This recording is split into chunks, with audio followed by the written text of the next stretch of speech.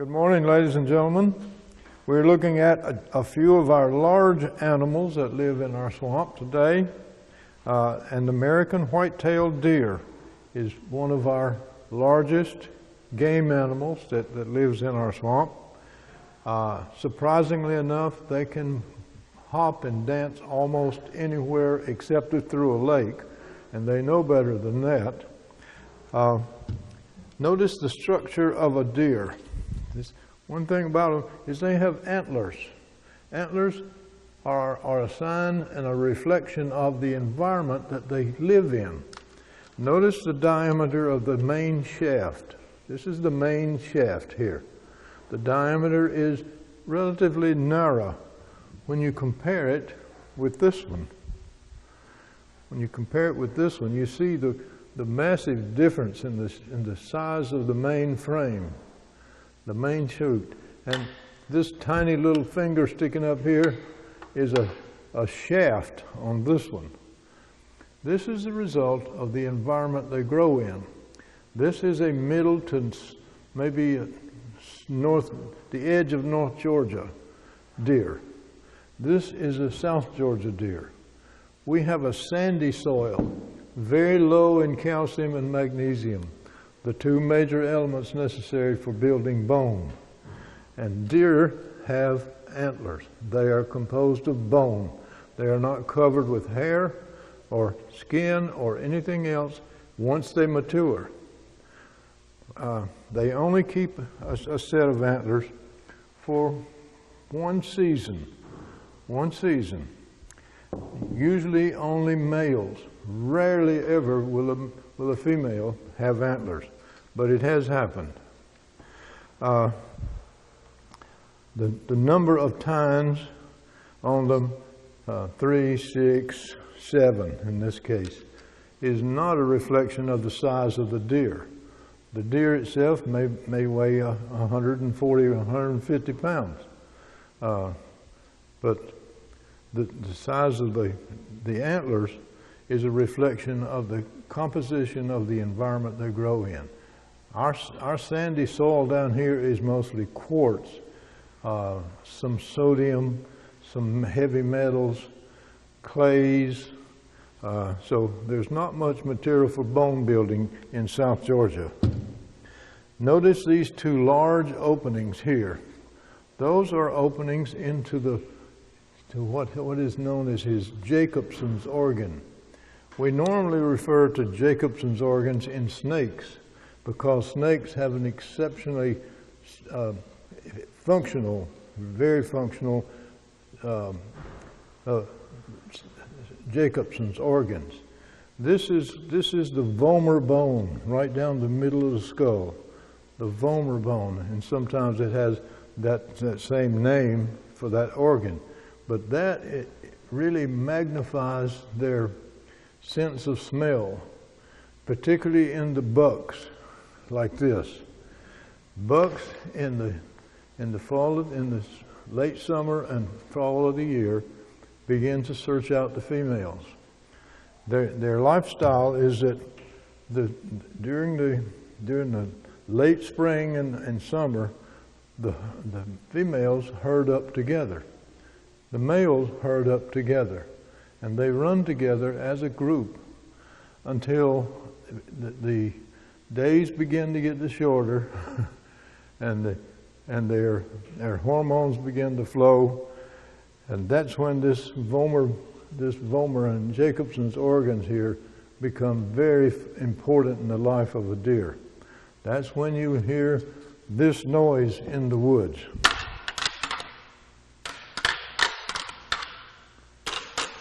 And you know what that means, and a deer hunter knows exactly what that is. This is a male, this is a female. This is a female. No antlers, no scars, hasn't been sewn off. But also notice that deer have no upper incisors. In their lower jaw, I don't have a jaw, but in their lower jaw, deer do have incisors. So when they're eating vegetation, they find a rich source, wrap their tongue around it, and snatch it like this, like that, in order to cut with their lower incisors. But they have goats, moose, deer, antelope, all the ruminants have no upper incisors. They have lower incisors, but not uppers. Mating occurs in the fall of the year. The young develop and are sometimes born in the very early spring of the year. And that makes them very vulnerable to coyotes, foxes, hawks, owls. Many things will eat young deer. So they have to, they're very well camouflaged. They have a very matching coat for their environment, but they still have an odor. However, when they're born, for the first 4 days, they don't have an odor. They're almost odorless for the first 4 days. That gives them time to get some sea legs, so to speak. It gives them time to develop their ability to walk and to keep up with mama. Many animals will eat young deer. Hawks, owls, eagles, foxes, coyotes. I'm sure there are other predators that would love to have a lunch of fresh deer meat. Now let's look at this other critter over here. This was about a 35-year-old black lady.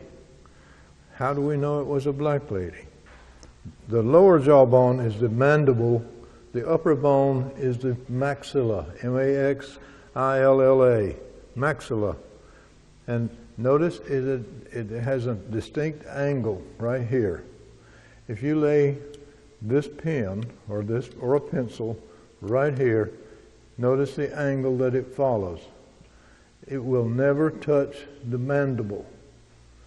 On a white lady or a gentleman, if you lay it flat on your face, it will touch the maxilla and the mandible at the same time. This lady has lost some teeth, obviously. I think. Tell us a little bit about where that came from. About what? Where it came from and how you got it. My experience with law enforcement goes back to the days of WareTech and the university off-campus center over on what's that street? Elizabeth Street. And I taught for the university there, and sometimes I taught in law enforcement courses for LEs. Any LE came through my physical science class. And one of those gentlemen, one of those policemen, brought this in one night. I had my skulls collections there, and he said, "Would you like to add this to it?" And I said, "I certainly would." It was found in the swamp, and you can tell that because of the erosion here on the front of the skull, right there, that means that it was decaying very quickly. So new white bone became apparent very, very soon. So that means it had to lay out there for at least a year, a minimum of a year before this could happen. When I got it, it was full of ferns in all the cavities. Fern roots had grown into it, and I had to pull out all of these, all the fibers of the other plants that had been growing in.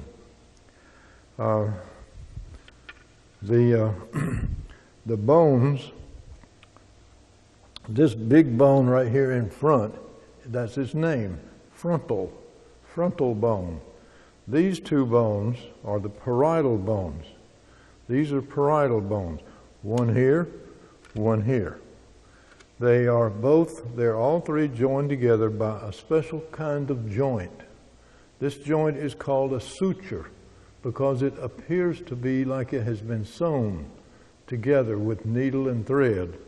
It has a very close resemblance, and you can see the zigzag pattern right here that shows that particular pattern. In the parietal bones and the frontal bones, as a matter of fact, in most animals, especially in turtles, that's very evident in a turtle without scales. A dental exam showed that this lady had 4 gold teeth in the front when they found her.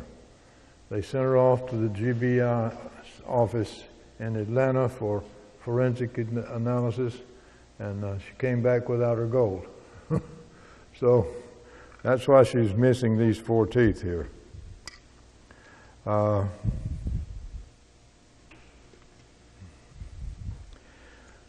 see. What happened to her? What do you think happened to her? What can you tell us? Oh, yes. What happened to the lady, I'm not positive, but what I see is 2 impacts right here. She has 2 concussion marks. It even dented the skull bones in the parietal and the frontal bone here. They hit her twice. There are 2 wrinkles right here in the skull, and I think you can see these if you get up close. You can see them as I roll it in the light. You can see the 2 wrinkles in the bone. So she was hit twice by some kind of instrument, a paddle, a push pole, something in the boat, and then they just threw her over the side. So it was a murder case, but they never found out who it was, so they never could accuse it or charge anyone with it. And that's how I got it. The policeman gave it to me, so this is not a find. I didn't find it out there. It was brought to me. And there may be others out there, but we don't know. I know that in other parts of the world,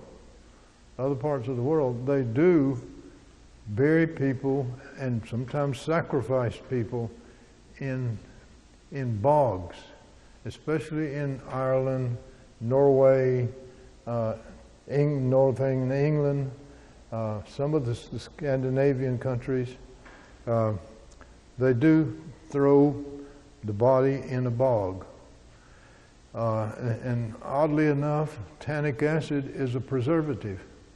And many of those bog bodies, if you Google up bog, B-O-G, bodies, you will see images of people who have been buried in peat for hundreds, maybe thousands of years, and they don't decay. Their skin becomes leather. It's leather-like, and you can see the leather appearance in these photographs that are shown on bog bodies at a Google site.